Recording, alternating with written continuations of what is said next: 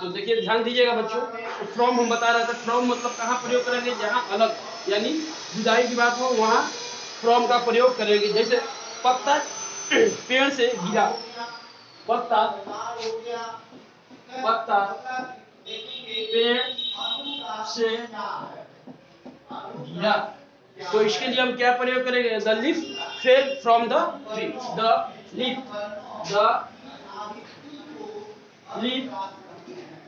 Fell from the tree, यानी पत्ते पेड़ से अलग हो रहे हैं, तो उसके लिए हम क्या प्रयोग करेंगे, फ्रॉम का प्रयोग करेंगे। उसके बाद देखिए टू का भी मतलब या टू का प्रयोग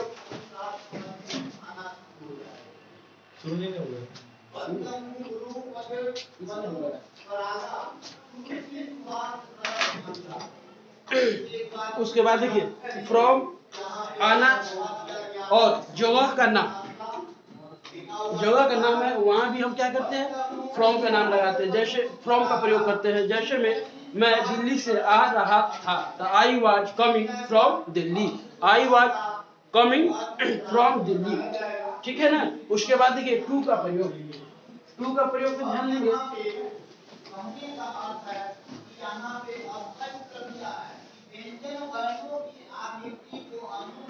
टू का मतलब भी होता है से, प्रीपोजिशन में टू का मतलब भी होता है से, और से मतलब मिलने के लिए। जैसे एग्जांपल में देखिएगा, मैंने पापा से कहा, आई सेड टू फादर, ये वहां भी लगाते हैं, टू का प्रयोग वहां भी करेंगे जहां गो, वेन या गोन सेंटेंस में आए, तो वहां पे भी हम क्या करेंगे, टू का प्रयोग करते हैं। जैसे एग्जांपल के तौर पे वह दिल्ली जाएगा, he will go to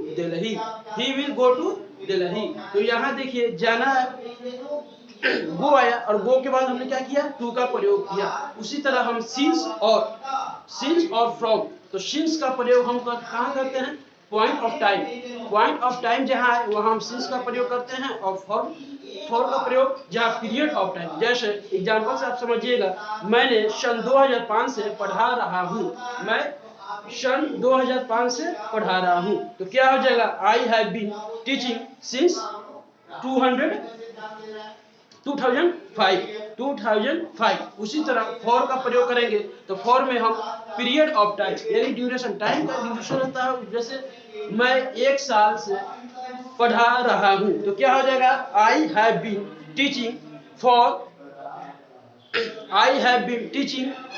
1 year.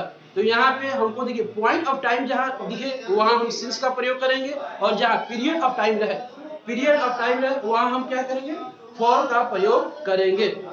तो इस तरह हमको लगता है आप लोग विथ, बाई, फ्रॉम, टू और सिंस और फॉर आप लोग समझ गए होंगे। इससे रिलेटिव बुक में जितने भी प्रॉब्लम होंगे आप उसको बना लीजिएगा, और पुनः हम लोग कल मुलाकात करेंगे वीडियो के माध्यम से।